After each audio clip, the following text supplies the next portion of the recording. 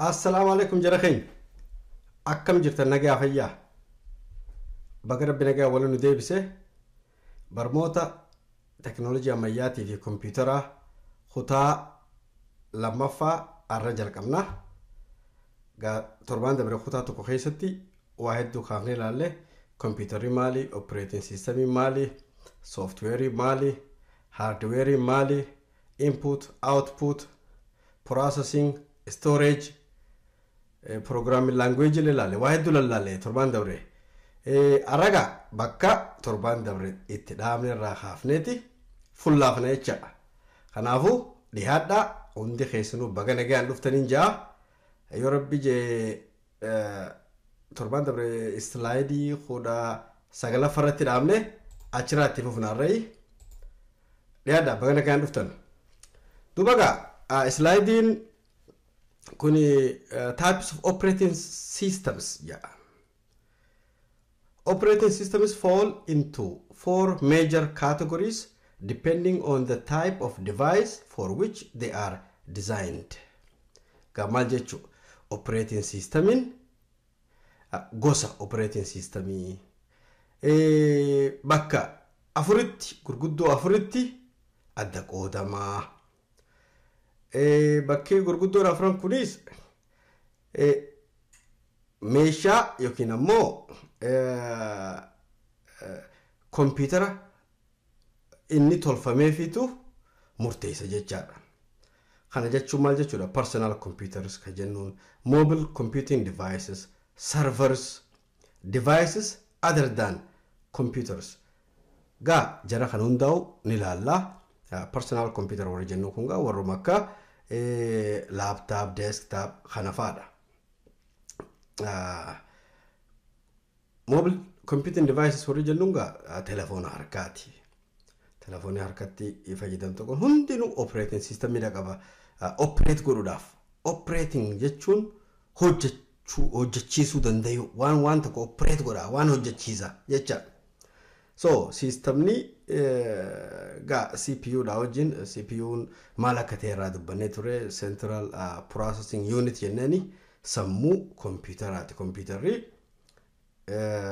telefoona harkaatis haa ta'uu laptop haa ta'uu desktop haa ta'uu kanuma fedhe yoo ta'e serveraas haa ta'uu operating system fi CPU dhaan alatti hojjechuu inuma hin dandeenye gaa servers jechuun serverri kuni waan akka storage bakka meeshaa gurguddaa specifically companyidhaaf clientidhaaf designed ta'e informationa company sanii qofa hojii waa wal qabata irratti store ta'e achirraa yeroo barbaadetti client jeneen clientin kun information sana achirraa retrieve godhu achirraa baafatu tokko san kan biraammoo servers gujunu fakkeenyaaf amma google.com keessa seenetiin google.com godhee google.com keessatti immoo maaliin search godha amma waan inni barbaadu search godhu fedhu warraan tana Oromiyaa jechuun Oromiyaa joo qofaan keessa katabe search jaan Oromiyaa kana barbaadeeti google amma gadi arga jechuun karaa serveraa serverri irratti Oromiyaan jechi jawsan irratti stored ta'e gadhiisaaf as jira Oromiyaa wanni jiru biyya akka kana East Africa ti argamtu gaa information guutuusaa waliin achirraa gadi baasa dan achirraa dubbistaa jechuudha. Akkamitti immoo servera san gubbaa seeni nama tokkootiitu achirratti post godhe yookiin organizationaatiitu post godhe fakkeenyaaf amma Wikipedia yoo fudhatte Wikipedia ani seenii ati seente Wikipedia kanarratti information upload godhuu dandeenya barreessinee waa'ee dhimma Oromiyaatis haa ta'u waa'ee dhimma keetiitis haa ta'u waa'ee dhimma Oromootis haa ta'u wama fedheewu achirra kaa'uu dandeessa. Kaan ammoo encyclopediaanis ni jira encyclopediaan gaa waa'ee kan barumsaa wajjin walitti hidhatu informationa faaktii ta'e qofaatiitu achirratti post taa'ee jechuudha.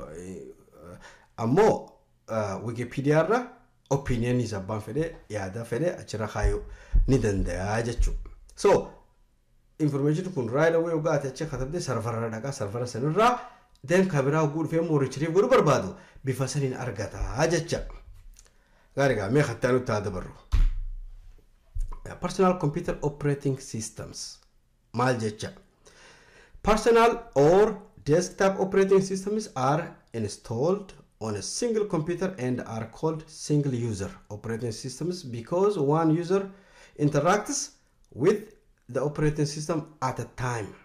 Wani personal computer yookiin immoo desktop kana single user wani jaamuniif systemni irratti operating system irratti installed ta'eeti nam tokko itti fayyadama.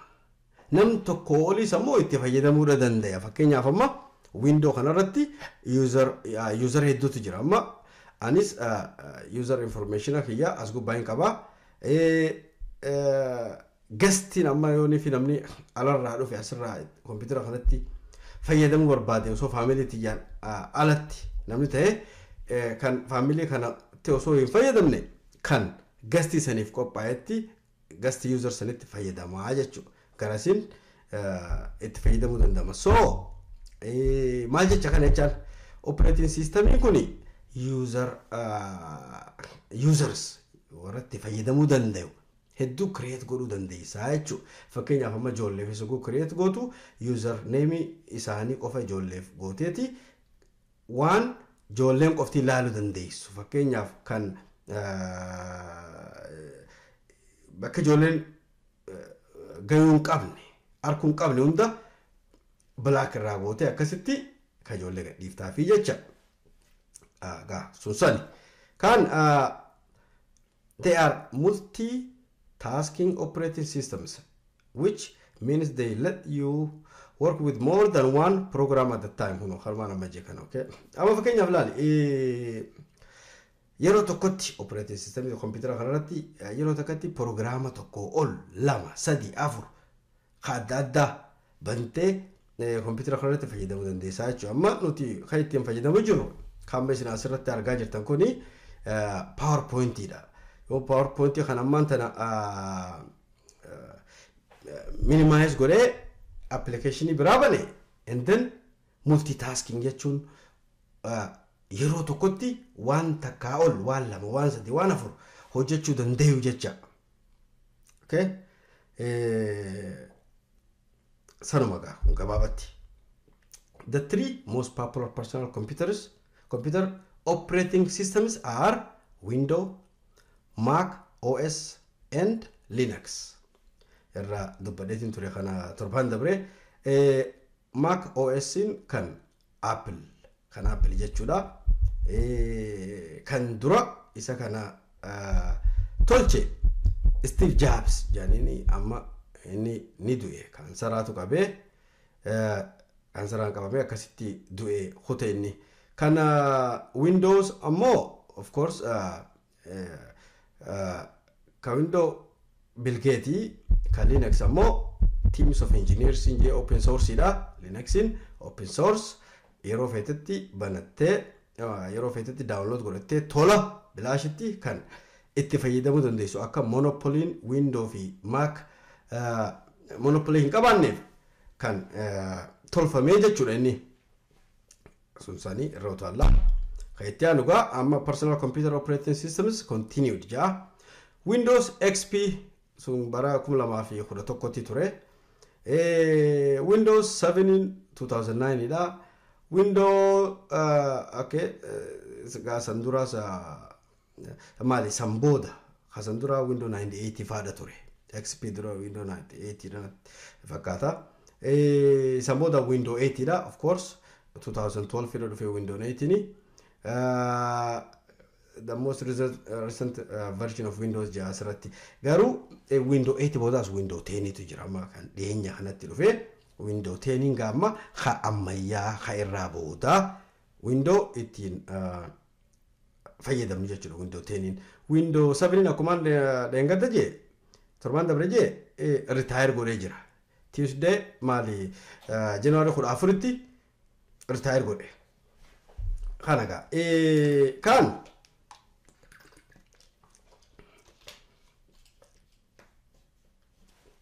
Windows became widespread because it ran on inexpensive personal computers created by a variety of computer manufacturers.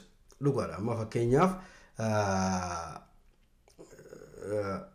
hedduu dhagaa Dell furadhu HP furadhu Acer furadhu IBM furadhu hedduu warreenii fi ammaan tana computer window kana tolchu kanaafu maal godhee jarri gatiisa Bill Gates fan gatiisa gadi buusaniiti rakasheessanii akkasitti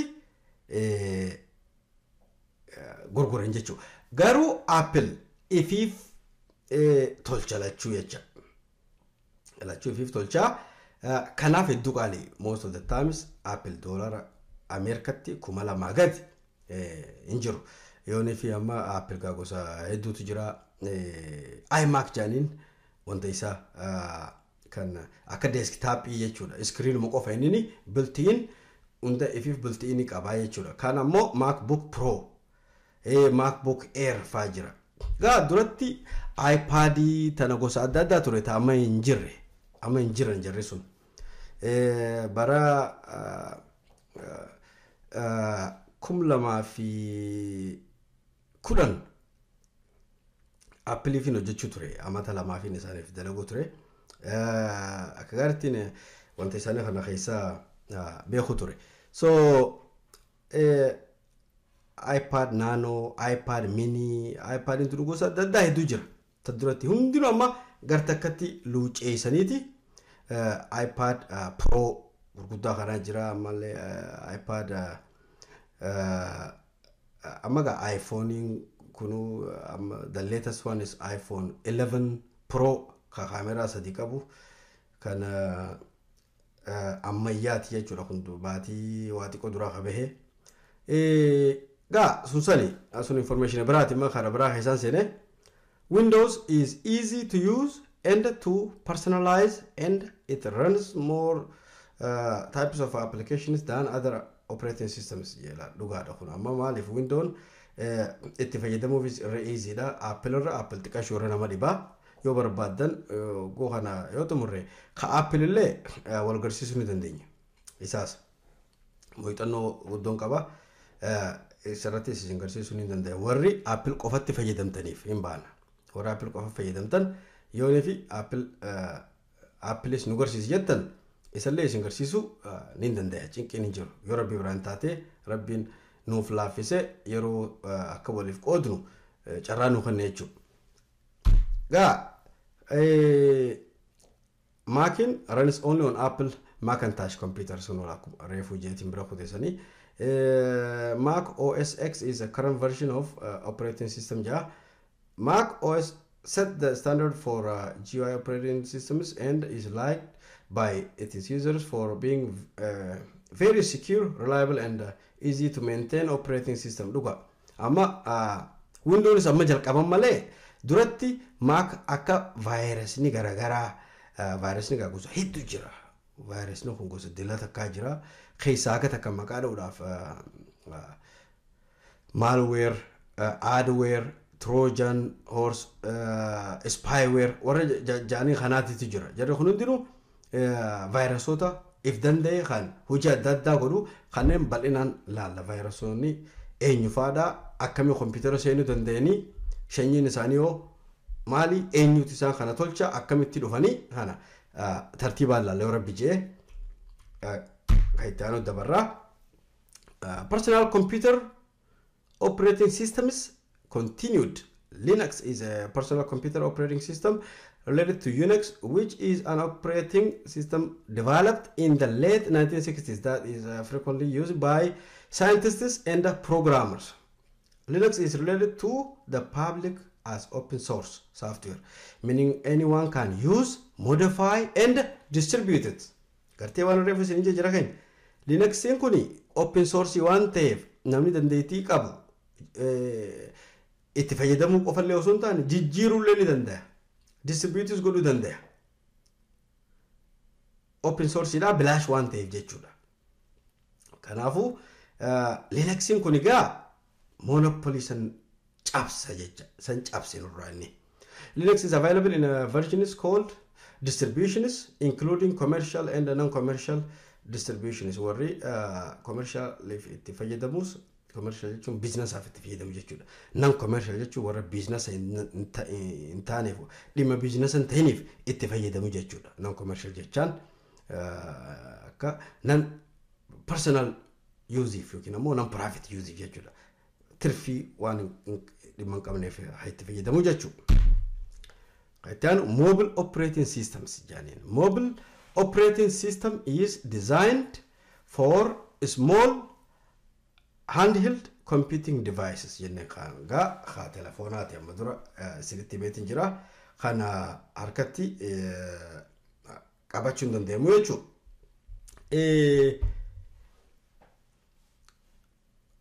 Amma warri Apple operating system isaanii OS X dha telefonaafis. Lamuma inni kan Android jaaniin warri akka fakkeenyaaf Galaxy faa kuni Android itti hojjetaa jechuudha. Smartphone is a cell phone that includes many features of a computer. Smartphone original kunga warra waan computerii qabu irra hedduu qabu jechuudha. Keessaa qaba jarre kuni waan computer godhuu danda'u almost hedduu isaa godhuu danda'an. Telefoonaan godhuu dandeessa. Waan tokko fakkeenyaaf amma yoo nifi dookumentii gurguddoo barreessitu ta'e barreessitee dookumentii telefoonatti input gootee input dookumentii sana immoo stored ta'e stored sana immoo output yookiin ammoo print godhattee publish godhuufaan ni ulfaatti. Sun telefoonaan godhuu hin danda'u. Saniif desktop yookiin immoo laptop si feesisaa jechuudha. Tablets. Tablets are one piece mobile computer that usually includes touch screen, which is a screen you touch to interact with the GUI. So iPad ifa fakkeenyaaf iPadin touch screen dha qaba. Tablet jaanii sana amma iPad Apple's gaagos hedduu jira. IPadleen garagara amma warri even Googleleen ni qabu. Googleleen iPad mataa isaanii qabani. Kunis warra Galaxynis akkasumatti hedduuga warri duratti popular ture akka maal jaaniin Allahumma salli ala Muhammad Obama duratti Blackberry fan warra ka Blackberry fan slowly daddafeeti inuma fade away godhe maaliif akkasitti daddafanii akka fade godhan ammoo isaan technology ammayyaati wajjin touch screen kana wajjin walin simne walin getine ka gaariti jechuudha. Sun sanuma khaytaanu mobile operating systems continued je. iOS is a version of Mac OS X written for Apple's mobile devices including iPhones and iPads. Durun jesani Google Android generator, Windows Phone and Windows RT are similar to Windows 8. Mobile operating systems primarily work as single user single tasking operating systems jenen. Embedded operating systems. Warri kun ammoo embedded operating systems run devices such as ATMs, navigation systems, portable media players, and digital recorders. So, amaga embedded operating system kun specifically wamata ka qofa ka hojjetu fi tolfama. Navigation system kun amma GPS itti ku setup godhanis kanuma qofa nu godhi karaa qofa nu gorsiisi. Okay? Mirgaa fi bitaa eessattiin goruu qaba qofanatti himi kanuma qofatti specific itti himaniti akka program kana godhu kanuma hojjetu qofa godhanii jechuudha kan ammoo portable media playering kunigaa amma warra dhabamaa jiru kunis warra akka amma keenyaa fi digital recorderii fi media players amma DVD fi CD mara kan warra taphatu jechuudha warra taphachiisu duratti so wama takka qofa godhuudhaaf program ta'e takkituma san godhaa jecha kanaga kaitaanu server operating systems reefu dura jalqabutti qashoo kaaseen ture waa'ee serverii hojiinsa mostly warra amma dhiyoo isin himeetiin ture Hillary Clinton server mataa isii qabaachii turte server mataa isii kanarratti email mataa isii qabdi is private Google irraa yookiin Yahoo irraa yookiin Hotmail irraa yookiin kabraa irraa miti kan mataa isii create godhatte information isin asirratti receive gootu isii qofa torkuu danda'a isii qofa waan asirratti data isin store gootu hundaa'u dataalee garagaraa data kun hedduu amma jara keenya bara wanni important in data information jechuudha information kun waan important ta'eef server mataa keetii ka kophaa keetii mana kee keessa yoo qabaatte achirratti waa hunda ranguluu dandeessa jechuudha so network mataa keetiiti qabaachuu dandeessa gosammaas so server operating system resides on a server and is used to manage a network a group of 2 or more computers linked together so network jechuun maal jecha boodatti dhufna kanaas network jechaan gabaabdumatti kompiitaroota dila addunyaarra jiru kana hawal wal qunnamu jiru kana wal qunnamsiisuu jechuudha networking fakkeenyaaf amma bakka hojii fi kana keessatti yookiin ammoo akkuma tu simply networking godhuu jettu nama haaraa wajjin wal baruu nama haaraa wajjin wal qunnamuu waan haaraa wajjin connect godhuu jechuun is a networking jechuudha kan so networking kun egaa kompiitarolee dila kana wal qunnamsiisanii akka walii wajjin haasa'uu danda'an akka information walirraa share godhuu danda'an kan input godha information server irra seena server immoo information kanarraa process godha and then output kan argachuu danda'achu blashitti tola wanni kun hundinuu which is good a server is a computer that provides network services such as email to other computers or clients jechaadha gabaabatti information akka email TV servicelee garagaraa tiran amma raasu kana client isaatiif abbicha servera kana qabu saniif kennu jechuudha kan hojiin servera kanaas continued godhe jira server operating system continued server operating systems are sometimes called network operating systems wani jaamuuf maaliif information as kubbarratti fakkeenyaaf amma kaampaaniin tokko asitti servera tokko qaba servera isaa kana ammoo employee isaa kun hundinuu information akka achirraa argatuuf information san hunda data servera kanarratti save godhaaf employee hundinuu username fi password mataa isaaniitti assigned godhaman jechuudha username fi password assigned godhaman kanatti fayyadamaniti servera kana access godhanii jecha that's why it's called a network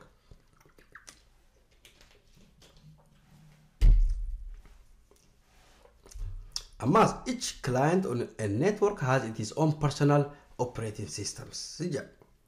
Okay, amma server kon hundinu operating system client jechuun warra amma fakkeenyaaf customer ha jennuuni. Okay, hunda matamatatti kennaaf hamataa isaanii akka khaan wal keessa laaqamne bocolamne jechuudha waan qulqulluu tartiiba qabaata akka gatalaga jechaadha kana the server operating system manages the requests for services from the client computers one ati gaafatti waan itti haajamte waan achirraa barbaaddu kana siif kenna operating system jechuudha. Kanaan barbaadda boom keessa ni argita achirraa siif as deebisa. Yoo keessa jiraate sarvara san keessa information yoo hin jiraanne immoo bakka biraarraa barbaadee si fiduudhaaf yaala. Yeroo gargari immoo sarvara kana specifically akka bakka biraa search hin goone. Amma fakkeenyaaf amma warri akka mootummaaf dalagu warri akka CIA fi FBI fi maara kuni maal godhan sarvara mataa isaanii qaban jarri kunis. Research fi searchin isaan godhu barbaadan daataa takka guugodhan harma isaanii san qofa fayyadaman. Dabree Google dhufan. Ammoo Google namni dhufne jiru. Google namni dhufne chirampilee numa dhufu Google kabraa dhiise. Akkasi. An expert called the network administrators uses the server operating system to manage the network and it is uses. So warra network administrator jaanin kan yookiin immoo network engineers tiima jaanin kanaatu servera kana manage godhaa jechuudha. Manage godhaa akka alarraa attack hin godhamne keessa immoo internal and external attacks ogguu ni jira. Kanarraa tiisa and then namni hayyamni hin kennaminiif an unauthorized personnel akka deny ta'u kan hunda warri tiisu kanaa jechuudha. Fi maintenance isaa, management isaa, update isaa kan hunda gaa waliin tiisa. Sansani server operating systems continued amma server operating systems multi-user operating systems kajani because they allow many users to run programs and use the servers resources at the same time. Kan refugee kon employee hedduu irratti assign goote yeroo takkatti information jarri kun hundinuu bakka takkatti use godhuu waan danda'aniif maal jamare multi-user operating systems jane multi jechuun tokko ol jechuudha. Lama sadii afur shan hedduu jecha. Windows, Mac, Linux and Unix all have server version of their operating system. Jarri kun hundinuu warra servera operating system kan versionii mataa isaanii kaif danda'e qaba jarri kun hundinuu qabu jecha. Unix is used for many servers that handle email and internet access. By the way, free Unixin fritti servera mataa keetii qopheeffattee create godhattee tolfattee run godhuu dandeessa. Dandeettii sanii ati godhuu qabaannaan tola godhachuu dandeessa. Hedduu qaali servera run godhuudhaaf hedduu qaali warra servera godhuurraa kireeffachuu qabdaa yookiin immoo bituu qabdaa eega bitteen boodan ammaas run godhuu beekuudha qabdaa waa hedduu walitti hidha. Kanaafuu yoo akka itti run godhan beektee oofachuu dandeesse biizinasa mataa keetii ifiif run godhuu dandeesse jechuudha. Kan servera mataa keetii ifiif uummattee ifiif tolfattee emailii mataa keetii jaarrattee tolfattee kaampaanii mataa keetii qabaattaa jecha. Gaa sunsanii gabaabatti. Itti aanu akkami hagam takkaaf oofne slaayidii kana ilaallee haadhaabnumi 30 jirra 19 irraa eegallee asirratti yoo dhaabne hin hammaattu akka nu duraa hin heddummaanneef jechuuf hin jedhe. The operating system control your computer from the time you turn the power on to the time you turn it off. Yeroo ati computer power on gooterraa jalqabee haga ati dhaamsitutti operating systemin computer kana control godha. Akkaataa inni itti control godhu keessa laaluuf jiraanna booda. It takes care of technical tasks such as startup steps, technical tasks ogguu computer kana haasuu isaatiif maal akka isa barbaachisu kana hundatti dura fayyadameeti memory manage godhu processor isa input output controlling hardware ammallee in the computer session. So one dile takkaatu as keessatti dalagama. Wanni dile dalagamtu sun hundinuu jara dalagu jira tokko tokkotti taaka lama sadii afur jee warra dalaguutu jira jecha. Gaa kana hundaa'u warri kun eenyufaadha maal hojjeta jarri kuni takka takkatti adda laalla. Arraafni gaanatti fakkaata walitti heddummeessuurra hammanumatti haadhaabnu yoo rabbi biraan taate warri feedbackin af kennitan feedbackin keessan hedduu bareedaadha fayyaadaa galatoomaan jaa gaafis warri qabdan gara emailiidha akka dabarfattan isinitti dhaameetiin ture warri torbaanitti guyyaa tokko miti lama nu godhii jettanii iimeelii naaf gootanis sanis irratti hojjenna torbaanitti guyyaa lamaatis irratti hojjenna eegare fuuldura torbaanitti guyyaa lama godhuudhaaf ni tattaafannaa yoo rabbi biraan taate arraaf gaa kanumaan goolamna hundi keessanuu fayyaadaa horaa bulaa dhuftanii informationa kana irraa qoddachuu keessaniif irraa waa hubachuu irraa barachuu keessaniif galata qabdan waliif share godhaa walii dhaama namu tola informationa kanarraa haa fayyadamuun jaa fayyaadaa horaa bulaa nagaa naa turaagaa nagaatti